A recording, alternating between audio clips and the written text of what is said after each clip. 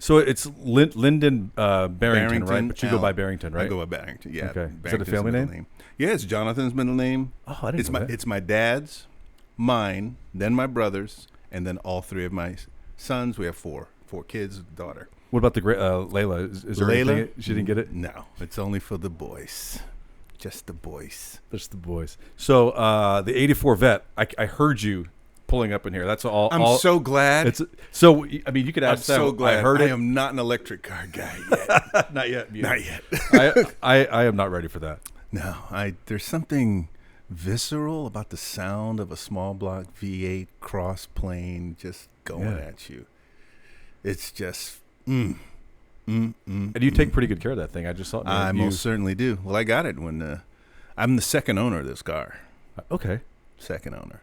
So the guy who had it, he only drove, get this, man, 1,000 miles a year. How long did he have it for? 36 years. Get out of here. So you got it with 36,000 miles? 36,000 miles. I have since put 10K on there. But when I saw it, I mean, this is my love affair with the car. Okay, let's go. I want to hear it all. Some young guy, 84 Vet comes out. Now, my introduction to sports cars was via Porsche. I love the Porsche. I love the Porsche 911? 928S. The circle little flip-ups? pop-up headlights. Yeah. I'm a sweetheart for that. Mm-hmm. So the 928S came out. I saw that. I went, wow. And that was like 1979 or so. And they came out in the mid-70s. And that was a car in risky business. Yeah. You know? Yeah, that's right. He drove it in the water, didn't he, at the end? Yeah, he drove it in the water. But you know, he was up to some nefarious activity. He sure was. He sure was. He was. But I saw that car and went, oh, my goodness. I love sports cars. Now, from there, with this love affair of sports cars from the Porsche side, I see in a magazine, I think it was Car and Driver or Motor Trend back in those days, and I'm flipping through, and I see this red 1984 Corvette, C4 Corvette. That was the first year. I just realized that today. It is Or is it? technically, no. It's not. The first year was 83, but they weren't ready. Okay. So they had to make one prototype. Otherwise, they'd have lost continuity from 53. If they skipped a year, they're literally going to have to start over with counting. So they made one? They made one and then released it in 84, and that was the production year, which wound up being the second highest production year of the car. I saw that today, too, yeah. I mean, 51,005. Something crazy, right? Yeah. Mine's 51,081. And when I saw this car in a magazine, and it's gorgeous, I went, oh, wow. I've never liked Vets before then. I wasn't a big C2 fan or C3 fan. The C1, but when I saw that C4, and you got to understand, I mean, Tron, all of those kind of movies were out in the 80s. So everything was hockey stick, dash, and digital, this, that, and the other. And I went, all right, this is Corvette. Cool. Yeah. You got me. And it's the first year they put computers in the car. I saw, because I was watching a little bit of video, and the whole, we'll look at it, it's all digital, right? The gauge clusters is very like Knight Rider. It is, right? Very much so. I've had all of that redone. I put LEDs in there to make it a little brighter for daytime driving. Yeah. But everything's all redone electronically. So the computer, the CPU in there now is like brand new. I had the old one taken out because it just went to gibberish. Can you get those parts anywhere? I mean, you can. Okay, just there are guys out Corvette there that forums and things like that. Yeah, they'll put that stuff together, and it was phenomenal. So that's what caught my eye is the dash. Yeah. So Eric, I see this dash, and I'm like, okay, I'm in. I'm in. But I'm a young guy. Yeah. I can't afford a vet. One day. Yeah, I'm like, I can't afford a vet, but it was a sweepstakes. So I said, okay, I'm gonna throw my name in a hat to win this car. Yeah. Didn't realize, of course, I'd have to pay the taxes on the car, but I'd figure that out later. Yeah. So back then, no internet. I had to fill out a ton of 3x5 cards, get my name on them. So you did it more than once. Oh, yes. Just to increase my chances of winning this thing. And submitted. And yours truly decides to pray for the first time. Say, hey, God. I really want this car. You give me this car. I will serve you. That's what I said. I did. That was the first time? It was ridiculous. I didn't pray. I'm a young guy. I'm not praying. And for the record, that's kind of your business now, right? Well, yeah. Well, here's the rest of the story. Okay. So I pray. I say, hey, God, you give me this car, I will serve you. And I submitted entry after entry after entry. Eric, the sweepstakes came and went. And yours truly did not win the car. I didn't. You didn't win. I did not win. Did anybody win? Was it a scam? I could care less. Yeah. Who won? Yeah. So the following year, though, I found myself at a Billy Graham crusade. And the next thing you know, I get into the kingdom. I get saved. And 35 years from that date, I get the car. And it's sitting outside in your driveway right now. Right now. So the Lord flipped the script on me. He says, here, all right, big boy, this is what we're going to do. You'll serve me, then I'll give you the car. The right one. You're going to wait for the right one. That's correct. So I was thinking about getting the new C8 and had my eye on that and would eventually collect the one I now have. So my wife, now here's how this dovetails into your story with Layla. Okay, let's hear it. So she has become a Vette fan with me. And she knows that, okay, we have our eye on getting the new mid-engine C8. We're looking at that. And she finds this 84 Corvette, black, red interior, barely driven. And she goes, honey, what do you think? Now, this is after several links trading between us on an 84 Corvette. And it was 84 because of that. You wanted that specific 84. That specific year, because that's the year I fell in love with it. Okay, because is there a lot of difference between the 84 and 85? Not much. Not much. Okay, but it had to be the 84. It had to be the 84. Okay, the 84. So I see it, and something inside me goes, "That's your car." I went, okay. Called him up, worked the numbers, and it got it out of Kentucky. All right. So the cars are made in Kentucky, and I bought this car in Kentucky at a dealer who all he does is Mercedes, Beamers, Rolls Royce, Lambos. That's all he deals in. So he's a high-end dealer. And he had some guy come in, trade in this Vette for a Rolls Royce. And it was like a sore thumb on this lot, because everything else is top end, $500,000-$600,000 cars. And here's my little black Corvette sitting there. Well, then we take me home. Yeah. And he comes to, so I go out there and work the deal, cash deal. And he tells me, 5 guys came here trying to buy this car, and they couldn't do it. I said, I know, I could tell you why they couldn't do it, because it was for me. It was mine. It was for me.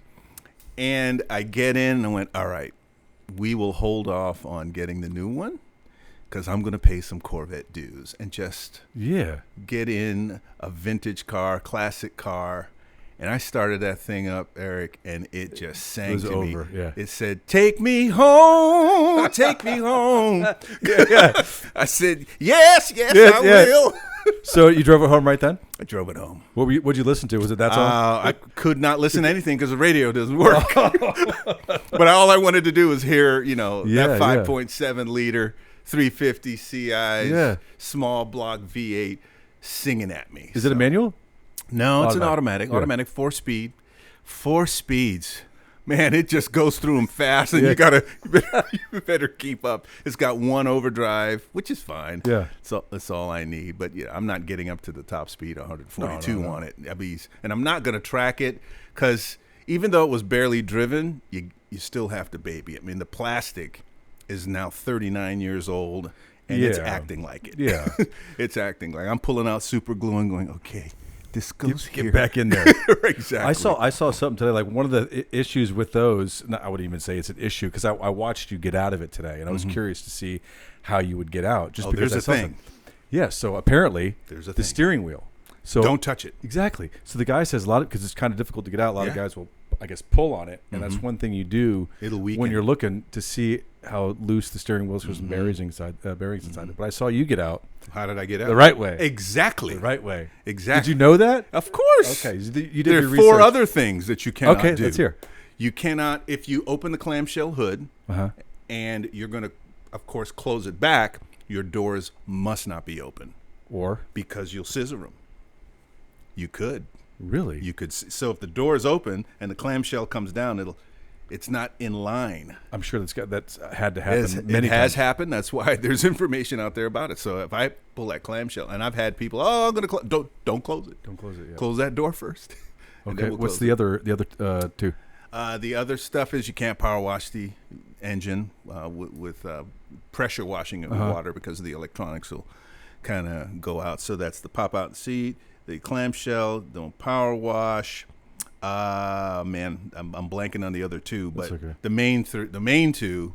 Those are pretty. Those are a pretty big how deal. to get out and don't ding my car with. And so, did everything else work? Like your headlights and all that? All the headlights, goodies? yes. No. One of them is a little persnickety. Does it wink at you a little bit? Got a little twitch. Yeah. If you turn it on, you turn on the lights, and you close on the other one. All right, I'm going to bed. And the other one, I'll get there in a minute. It's kind of like that. Yeah.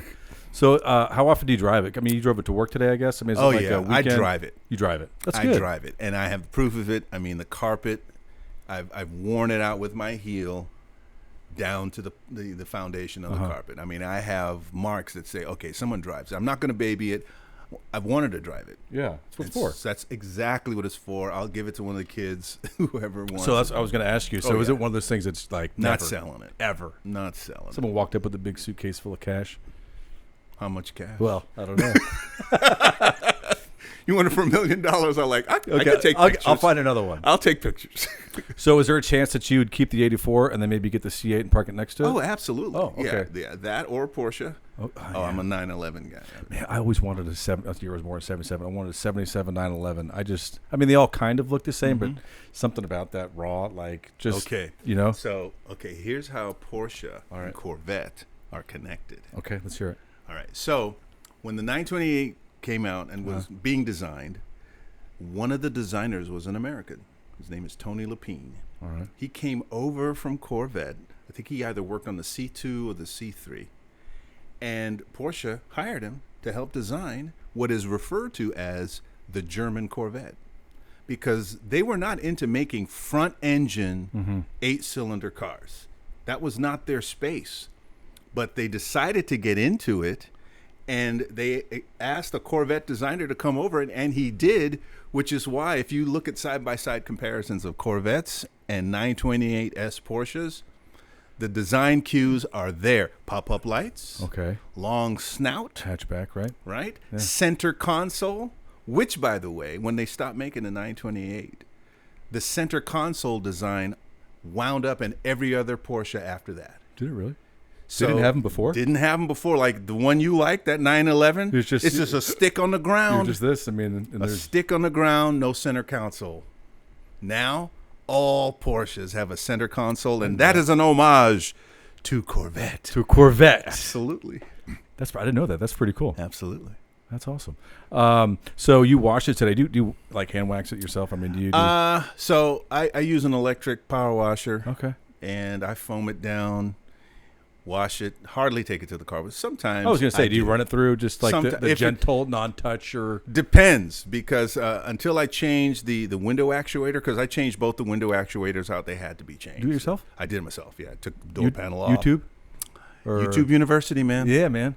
You can learn so much, right? Oh, so much. I redesigned my garage on YouTube University. I changed my wife's heater blower in her Audi, right? And I went to YouTube, and I was like, there's no way. And I watched it. Took the whole dash off, but it was, pause. There it is. Exactly. And I got it done. And the dealer, they wanted like $900, and the part was like $75. So I was like, $75 an hour of my time, done. Which is exactly the route I took. Yeah. Took the door pan off, changed the window regulator, and the reason why I can now take it to the car wash is because now the window really snugs up nicely against the weather stripping and no leakage. So. Yeah. Yeah, there's some areas of my car that need Depends. So it's going to be 40 years old next year. So when you like if you take it out, like it's going to rain, you just don't drive it. I'm sure you've gotten caught out there, but is it? Oh, I have, and it works. It's fine. The water with the tires, everything's displacing the water just fine. Windshield wipers work, and I take it out. I'm not. Oh, it's raining. Run. Yeah. The only thing though, since it's not it's not a convertible, but it is a target top. If I'm caught, and I did get caught in the rain once with the target top off. And if you drive at a certain speed, the water doesn't come in. But if you stop, then you're. So you just pull over and just pop it back on under a bridge or something? Right. Yeah. It takes about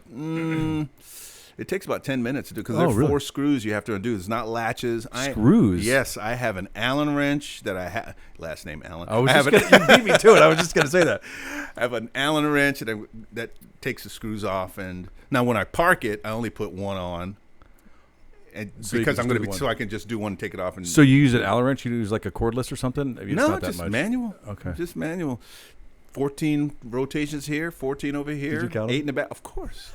8 in the back, rotations. 8 in the back, and they're tight and snug. So what are like some of the wildest? I mean, do you have any crazy stories? Like I got a ton of stories with mine. I've had it for so long, but do you have any kind of? Maybe they're not wild. Maybe they're just really good stories. Well, one of the first thing I had to do when I got into this car, since I'm driving in Kentucky, I got it in Kentucky. Yeah. They're made in Kentucky, and the National Corvette Museum is in Kentucky. I've always wanted to go there. Yeah. If you're a car lover, it's worth paying a visit because you see the history of Corvette and how the car, the various iterations of the car and all of that. And so I said, okay, babe, got it in Kentucky, and got it in Louisville, Kentucky. I said, okay, we're calling this car Cassius. I had a dog named Cassius. Cassius Clay. Yes. Yeah. Cassius Clay, but not named after the boxer, nor his dad, because both of those men were named after a Kentucky abolitionist whose name was Cassius Clay. Really? Yes. I learned so. Okay, really? Yes, a Kentucky abolitionist was named Cassius Clay, whose name was given to the boxer's father and then the boxer himself. And then obviously he changed his name to Muhammad Ali. But they were both named after a Kentucky abolitionist. And that's what your car's named. And my car in Louisville. Yeah. Cassius Clay. So then we jump in it. All right, Cassius, let's go. Let's go. Do you talk to it? Oh, of course. How you doing, Cassius? Of course. How you doing today? Yeah. Mine's not a her. Sometimes mine's a guy. Yeah. So we get to the Corvette Museum, and I stand there and take the iconic pose or standing in front of the spire of the Corvette Museum, where the sinkhole happened. You brought the car? Huh? You brought the car with you? I brought the car there. That was, because we had to drive through there to head home back here in Nashville or in Tennessee. So we stopped, pulled out, and took the pictures. And then the people start, oh, man, that's an 84. Wow, yeah. The community they come out of the woodworks and they start talking to you and you're waving. I mean, you get scout waves at you when you drive your deal. Yeah, and I'm sure it's the same with almost kind of any classic car, right? Like it's always like, oh, my dad had one, or I had one in 1980, whatever. So I'm sure it's like the 84. Like a lot of people know it's an 84. Like I know this is 73 just because it's mine, but people know it because of this grill. Oh, okay. Only that 73 had that particular grill. Like I don't know enough about Corvettes to know, looking at yours, that's an 84 because of that. But Corvette guys know, right? Yeah, I would know. Yeah, I definitely would know. There are distinctions. After the C4 came to C5, the pop-up headlights were still there. Then those ended at C6. What do you think of the mid-engine then? I'm a mid-engine fan. Okay, you like it? I don't mind it. Yeah. I mean, I think the architecture of the front engine design has, for Corvette, it reached its zenith. And the next iteration, you got to go. If you're going to go any further, faster and any further, you got to go the mid-engine. I mean, you have more weight on the back side of the car. Yeah. So your traction is going to be better. I mean, it's 60-40 weight distribution. They're supposed to be amazing, aren't they? Yeah, it is.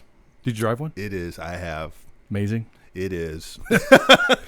It is. It's an excellent car. I mean, it's a well-made car. Still have my eye on Porsche. My ultimate would be a 911 Targa GTS. What about we won't say his name, our buddy that's actually in line to get the GT3. Who's getting the GT3? Remember at the wedding? Oh, yeah. Yeah. We better talk to him. Yeah. So what did he say? The wait list was like 2 super years? Long. Yeah, but he was getting the GTR. Wasn't he getting the GTR? Yeah. Yeah. I mean, the top racer type. Yeah. With the whale tail that's like 9 feet tall. I'm not doing that. I like a Targa. But the fact that you have to either already own one or it's almost like Ferrari. I think you have to own one and then you can get on the list for this special one. Yeah, give it a 200-word essay. What is your purpose?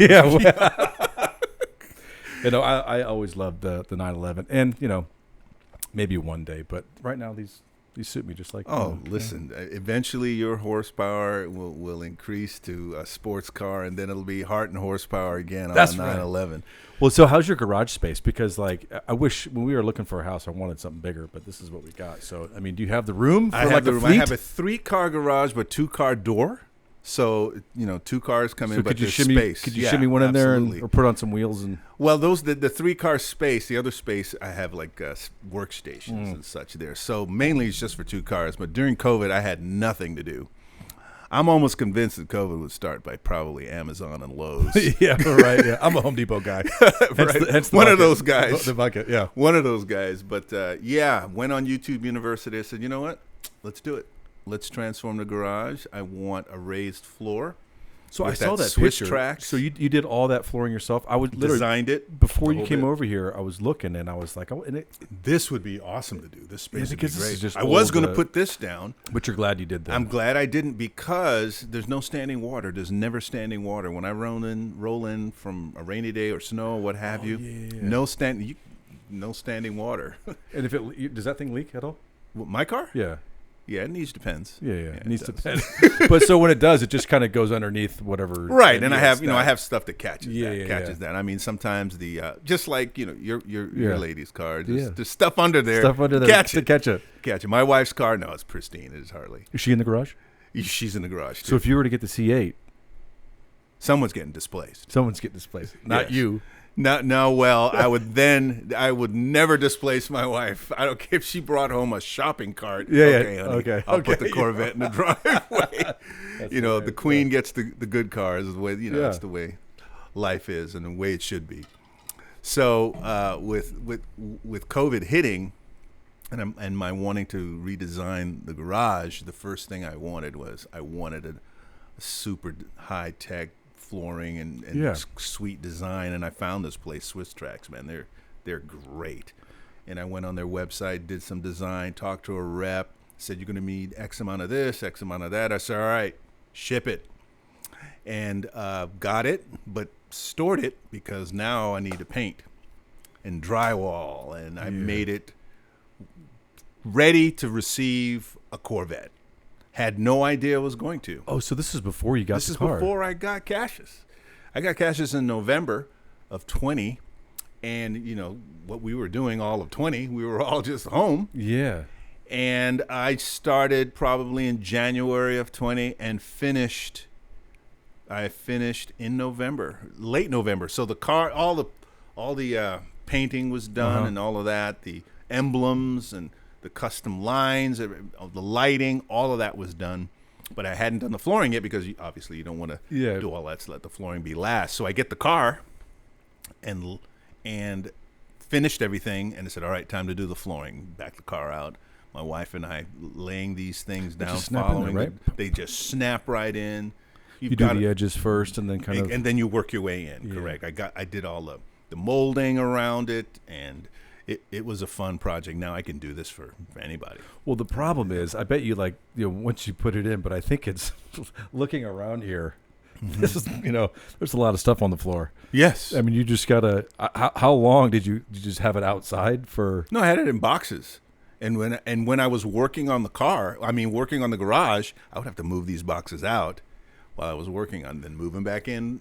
It was like stacks of them. Well, so I guess if I put the stuff down there, you could roll it put this stuff over here, put it down, then put it back? Is that how you did it? Oh, yeah. Okay, yeah, you just do it piece by piece. I was just thinking taking everything out all at once. Piece by piece. Yeah. I went through a process, got rid of a lot of junk. I mean, I even made a video of that. I'll show it to you. Yeah. Is it time lapse? Yes. Not too much time lapse, but it does show the progression of the work. So it's pretty cool. Pretty cool. So with that thing, do you ever light them up in there? Do you light them up, light the tires up? No. Never. Have you ever? I have. Okay, just to make sure it can do it. It can do it. I know how to come off the line and chirp them. But I mean, it's 39 years old. Yeah. So I've got to be careful.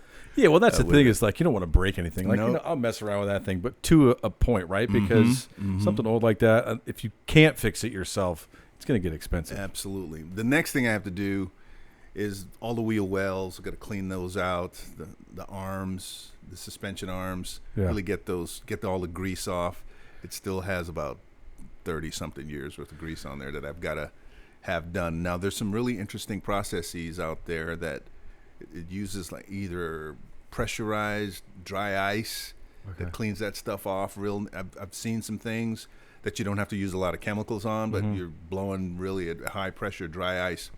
And that seems to be the route I'll go, but man, it's super expensive. Is it? Oh yeah, you're better, in my opinion, you're just better off buying a unit.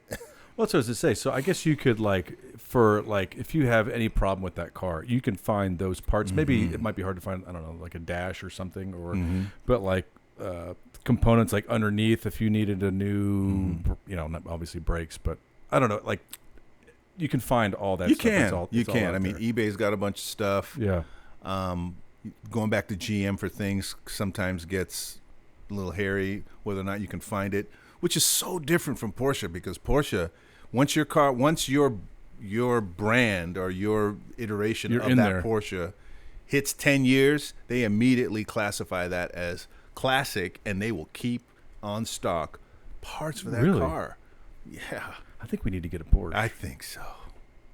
What's your favorite year? Besides 928. I'm still dreaming. Hold on. Okay, go ahead. What's your favorite year besides 928? Do you have a favorite year of one? Of a Porsche? Yeah. Anything within the last 10 years. Okay. And of course, the classic Porsche. Yeah. 928. 928S 95. Because the way Porsche does their tinkering, every year they make it better. I mean, every year. You guys know what they're doing. They do. Right? They do. They really, really do. My dad, I'm trying to remember how old I was. I was maybe 6 or something. So this was probably 83. I think it was an 84. I think it was an 84, actually. He had a 944. Oh, right? Okay. And it was black. And I remember it had back seats. But, you know, back then it was a little different. So there were these bucket seats and there's this hump. And me and my sister would always battle for the hump because you could see, like, if you were in the bucket, you're a little kid, all you saw was a seat. Yeah. But there's this great picture I have it, and my sister got the hump, and I'm sitting down there, and I'm all upset because she got the hump. But I remember that car really, really well. It's a great one. I'm a big fan of Porsche. That'll probably be my next sports car. I'll probably get that before I get a C8. Yeah, because my heart is satisfied with this Vette intro to sports car, the motorsports world. But, you know, I track Porsche and Porsche. Have you done that? Man, no, I haven't tracked a Porsche personally, but I tracked their performance in motorsports. Because they're the most Le Mans winning manufacturer on the planet right now. Man, I'll tell you, because is it in Atlanta where they have that? Porsche? Yeah, the Porsche experience. I think we should do that. I would. Let's go. All right, friends. You see this? Yeah, this is happening. We're going. Because my buddy lives in Atlanta. I think he got to do it, and he said it was absolutely amazing. Oh, my goodness. I would love to do that. Do they limit you? Can you just go? Well, they got the wet track. They'll have some people in there, you know, sitting in there with you when you do the wet track, when you do some hot laps or following laps, those kind of things. Yeah, that would be, the Porsche experience would be really neat. I did because we're from Florida. And, you know, I went to Daytona 500, a couple times. Oh, man. It's an experience, right? I mean, I'm not a huge NASCAR guy, but Layla, for my birthday, got me the Richard Petty driving experience. Yeah. Yes. And so what I remember most about that was, I'm not that tall, but you get in there, and the driver was like this big, right? Mm-hmm. But, you're in there, and they ever since Earnhardt, they strap your head, right? Neck brace. The neck brace. Mm-hmm. And he's like, you ready? And I'm trying to talk to him, but I can't turn my head. So I'm like, yeah, let's go, right? And so we're zipping, we're flying, right? And on the straightaway, he's 7,000 RPM. I don't know, it's just loud, but it just seems like you're in a loud car. And then they turn, right? And that's where it all is. You feel the G's?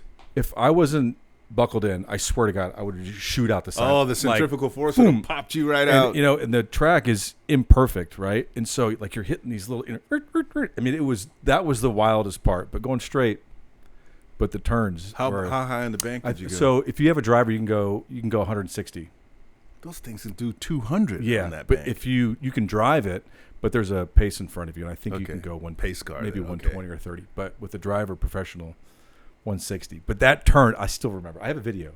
I wouldn't mind doing that, but my ultimate would be a Porsche experience, because I just like multiple turns, left and right. Yeah. I mean, all due respect to NASCAR guys just making left turns the whole time, but that's okay. I mean, that's its skill set in and of itself as well. And there are some people coming over to Indy. Jeff Gordon, he came over a little bit. I peed next to him. Very interesting. Did you hit his shoe? No, sorry.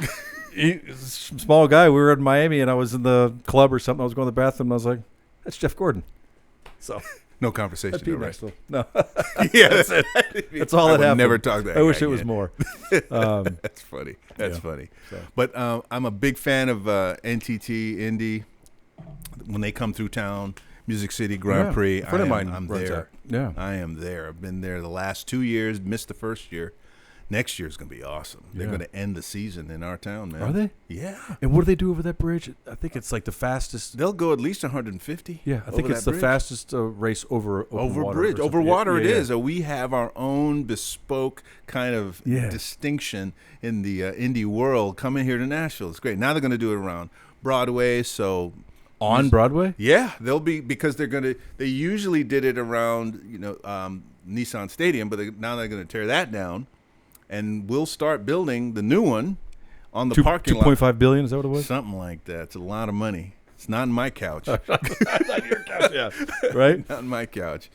But so they're going to reroute it and end the season here in Nashville, and then hit Broadway. Part of the track, part of the route, the racing route, will be that's amazing through downtown. So it's going to be phenomenal. So I'm looking forward to that. Do you watch the Drive to Survive? On Netflix? Oh, man. Who's that, F1? Yeah. Oh, yeah. That is a show. Yeah, I've seen that. I like that shit. Like, I wasn't a huge F1 guy, but I watched it, and then I started to get to know all the drivers and all that stuff, and then I really looked for it. Man. Yeah. That guy's an animal, right? I love that show. Hamilton. Yeah. So that's that's F1. And F1, it's all about the science with F1. And the money too, right? They have the a lot more money, but they cap it now. Oh, okay. It used to be out of through the roof, over $200 million for a car. And Mercedes, now I think they capped them at 140, 150. So that's Formula One. It's all about the science and the driver. Yeah. But with Indy, everybody has the same kind of car. Everybody. It's like NASCAR, right? Okay. Everybody has the same kind of car, open wheel driving, and now it's up to the driver to make that car do what it needs to do, and like milliseconds. I mean, exactly. The guy on top right now is a guy named Dixon. He's really good. He won last year here in Nashville. Not this last one, but 22, and then has won 2 in a row. This year, he knows what he's doing. He knows what he's doing, and he's mid-40s, and he's racing against guys half his age. That's awesome. Yeah, it is. Well, a buddy of mine told me this. I don't know if this is true or not, but. Because, NASCAR, everybody wants to win, right? And everybody's going to find their own little angle, whether it's allowed or not. But I had heard that Dodge, when they were still in NASCAR, I don't think they are anymore, that in the roll cages, they were hiding nitrous in the kicking them in there? Yeah, and somehow they found out or something. These guys are trying to find any way they can to win. I think they got a lot of trouble for it. There is so much at stake. Yeah. So much money on the table, and everybody wants to win, but got to play fair. You got to play fair. You have to. You have to be fair. So, do you have any future plans with that car? What are you going to do? I'm going to take it through an engine cleaning. Okay. Need that. Like I mentioned before, going to clean the suspension arms, get all the grease off of that, clean the wheel wells out. Thinking about resurfacing the wheels, but it's still It still looks good. Yeah. It still looks good. Main thing I really want to do is get a black metallic paint job done. I might do that. I just like the paint looks good though. It does. It's got some blemishes and such, which it still has some character. And I get the buffer and get all the swirls out. It has a few more swirls that I care to have right now. Is that from the previous owner, you think? I mean, running through the wash or something, or no? They come back. Swirls come back. Just washing the car, the swirls are going to be there. So every now and then you got to pull out the compound and get the swirls out. And I have really high end equipment. Working on my hood and making sure, and it's a swirl killer, the stuff I use. The swirl killer. It does. It just wipes them all out, and then it looks like glass. I found some tricks to restore my emblems, because I was going, oh, man, these emblems are just cloudy. What am I going to do? And I just sat there thinking, it looks so, I wonder if Goo Gone would work on it, to just take that stuff off. And it did? Eric... It worked. I squirted some on there and went, wee, wee, wee. It started to pop right out like it was brand new. And I went, this is great. I love that stuff. Oh, yeah, same. It took all the gunk off, and it really made the colors pop. It looks like brand new emblems. Now, I have to redo it every now and then. Yeah. But for the most part, if I'm taking it to show, like I'll go to Cars and Coffee. I was going to ask you, do you do that stuff? I've done it once, and I like it. But then, life got busy, and I said, okay. I'll get back there. But when I wanted to show it there, really got them all polished up and nice. And of course, for the photo shoot that my daughter gave me, that professional auto photographer. Yeah. So that was kind of neat. Got it ready for that. So if you go to the show, do you bring your little chair and your little plaque or your picture of it or something like that? No, I'm not sitting down yet. You're not sitting down. You're walking around. I'm walking around my car. Pop the hood, take off. Yes. Yeah. Exactly. Yeah. I mean, I'm sure maybe 20 years from now, I'll be like, you want to see my 84? Come check it out. Hold up. Go ahead and look. I'll be right here. I took my kids to the Nashville Speedway since they moved it there. And it's huge. Like they used to do it at the movie theater. Is that where you went? Yeah. The Cool Springs? So they moved it to the Speedway. Moved it to there? Yeah. And so it's not, Cars and Coffee is not at Thoroughbred anymore. No. Oh, wow. It's at the Speedway. So it's probably 30 minutes. But, it's massive. And there's some really cool stuff there. You should go. We should go. Yeah, we should. In our 911s. Oh. Well, that might take a while. No, now let's start praying again. Let's do it together. That would be great. Man. That would be great. Yeah, I've just thoroughly enjoyed it. And the fact that my wife found it. I mean, I would never get rid of it, even for $1 million. Just the mere fact that she for sure. found it and spotted it and knew what it would do to my heart. I mean, it's forever connected to this ring right here. Yeah, that car. So well, that's why I wanted to have you on here too. And the whole point of this whole thing really is like those stories and like, to some people it's just an '84 Corvette or whatever, and this is just a Scout. But to you and to me, it means a lot more to me, right?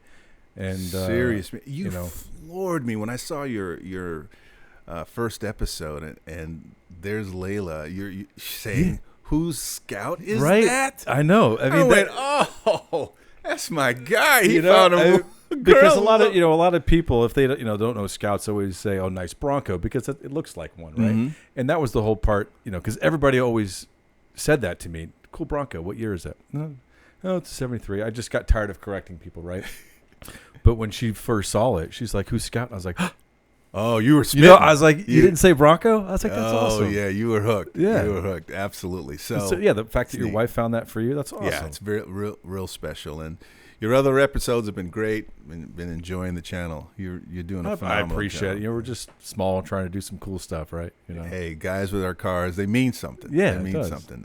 And again, like I said, Corvette has come out with an electrified car. They do? They have electric wheels in the front. Okay. It's an electric motor in the front, and it's regenerative braking. It's not a plug-in electric, so it's going to recharge itself by regenerative braking.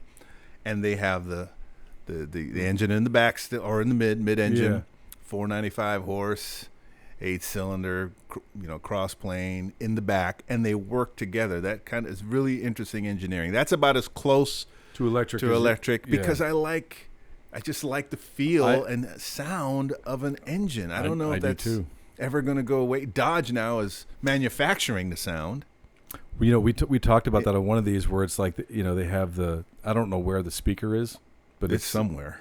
it's, and maybe it makes you feel better. It's right here or something, but it's like, No. And it's just one of those. I'm just not ready for one. Maybe 20 years down the road, or maybe the whole thing tanks. I don't know, but you know what I think is going to happen? I think we're going to move in the direction of bespoke, kind of boutique places where you can drive your combustion engine. I think so. They would like tracks. I don't think they're going away. Well, yeah. Do you think they're going to do an electric NASCAR or electric F1? Well, I don't know. But they're doing hypercars now, and this is where Lucid came from. Lucid came from the world of making electric motors for race cars, and then parlayed that into the next electric car on the market. I know the guy that was the chief designer for Lucid. He came from Tesla. I didn't know that. Yeah, so that's going there, and the Saudis have dumped a ton of money into Lucid now, but they came from the electric race car world, and it's starting to make entry. But you've been to NASCAR, yeah. You've been in a NASCAR, yeah. You felt what that engine does, yeah. Heard it too. So next year, if you get a chance, I'd love to go to the Music City Grand Prix. Yeah. There is something visceral about hearing 27 cars come at you at 150 miles an hour. Yeah. It is there's a compression on the chest. It's an experience. Now my son, I took him for the first time. Is he a car guy? Sorry. Oh yeah, all my kids okay. are car guys. Right. I mean, Jonathan is. My oldest son, Layton, he is, and then the younger son, Jason, and even my daughter, she's a bike girl. All right. Oh man, yeah, she's part of a bike club. Harley or like sports bike? Not too much of a sports bike, kind of like in between. All right. And I mean, she's toured Scotland with her girlfriends. That's awesome. Like there's a great is that Ewan McGregor did that, or I think he went through Ireland or something. Him and his buddy, they on a motorcycle. Yeah. Well, that's my daughter. That's awesome. So we're all vehicle oriented in our family. So my son, you can't describe it. Even my trying to tell you, but you've been into a race car environment, so you hear the compression and other cars going by you, and he's never been in that world. And he loves cars, but he's never seen a motorsports event live. I said, "Get ready, man. Get ready." And I said, I'm here. And as soon as the first pass went, he went, you didn't know what to do. What is this? Yeah, what is it? I'm in. This is awesome. You have to, you can't, it's like trying to describe, Disney World to someone who's blind. They've never been, or yeah. And they get their sight, and you never told me it was like this. Well, I tried. You have to see it. You have to see it. You have to experience it. Yeah. You would enjoy it. It's sitting up in the stands. It's really great. Or being on the fence and watching them go by coming off the bridge, Shelby Street Bridge. It's great. A buddy of mine, he's a huge drag racer, and he was telling me, I've never been, but it's in Gainesville, Gator Nationals. It's not really my thing, but have you seen those the Top Fuel dragsters?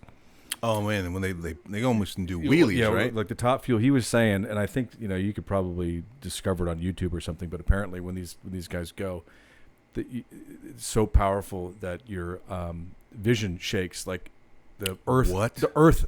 He said the Earth shakes. The Earth doesn't shake, but it feels like it, because it's 10,000 horsepower, and these things just. Wait a minute. What did you just say? Yeah. I have never. What? Yeah, is the one was the big long, fat skinny ones? With the big fat wheels in the back and a little. Okay. Yeah. So I've always wanted to do that too, but I just never made it. But yeah, I've seen it, never heard it, but 10,000. The Earth shakes. Jeez, I feel the Earth move. So, you've got merch. Well, international. So I'm a scout guy, and I can't remember where I got this from. I think somebody at a meetup. I might have traded something for him. I can't remember, but he gave. You got any? So I drink out of this cup on every one of these. Okay. And it's a Diet Cola. Okay. All right. Do you have International Scout coasters and? I might have some merch for you. I think I have a shirt for you, and I think I have a shirt for you too. Well, yeah, my merch for the program. I would not mind. Are you an extra large? I am. Okay. I am. All right. I got one. What for did you talk to Cheryl? No. Maybe I have one for John too. Oh man, yeah. Yeah, he's doing his. They're doing their lawyer thing now. So he started his this week. Yeah, that's what Layla said. He's in Memphis. He's in Memphis. Do you know Layla's from Memphis? What? Do you know that? I didn't know that. Yeah. Oh wow, cool. Yeah. So, I mean, how we met is just super interesting. I love it, man. My son in law school, your wife in law school. Yeah.